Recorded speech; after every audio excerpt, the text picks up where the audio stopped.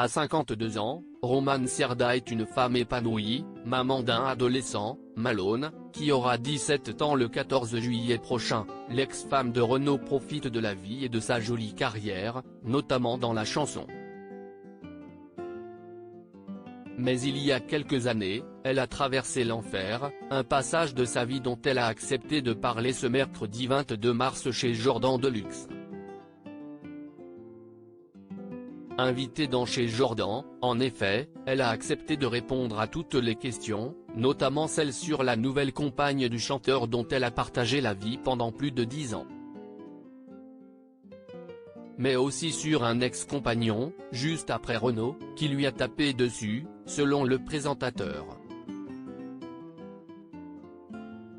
Des gestes gravissimes qu'elle a confirmés et dont elle a bien voulu parler.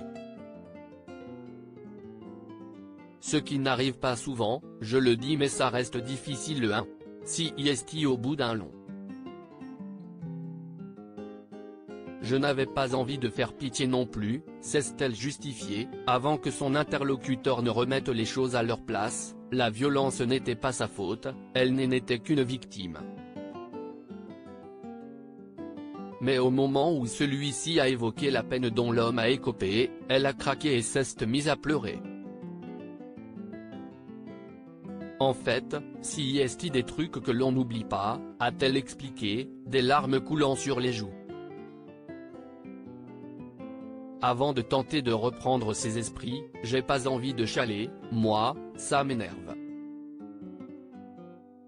Et d'expliquer ce qu'elle conseillerait à toutes les femmes dans la même situation, au premier signe, il faut partir, parce que ça ne va qu'un s'empirant. J'aurais dû prendre conscience. La violence psychologique a un regret difficile surtout qu'elle sait qu'elle a été sous emprise, ça arrive une fois, tu prends conscience que ça ne doit pas arriver, jamais. Après, il y a aussi la violence psychologique. T'es pris dans un engrenage, où tu te dis que tu ne vaux rien, a-t-elle difficilement expliqué, très émue.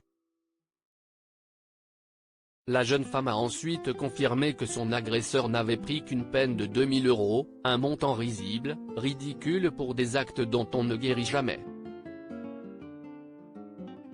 Elle a en effet raconté que des choses étaient détruites chez elle, il y a un travail, tu tombes sur des gens qui sont plus ou moins pervers, narcissiques.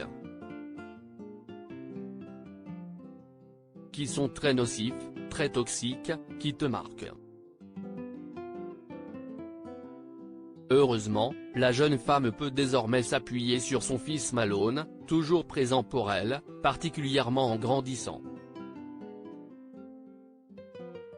Et sur son nouveau compagnon, un homme adorable selon Jordan Deluxe. Et qui, cette fois, l'aide et l'aimait véritablement.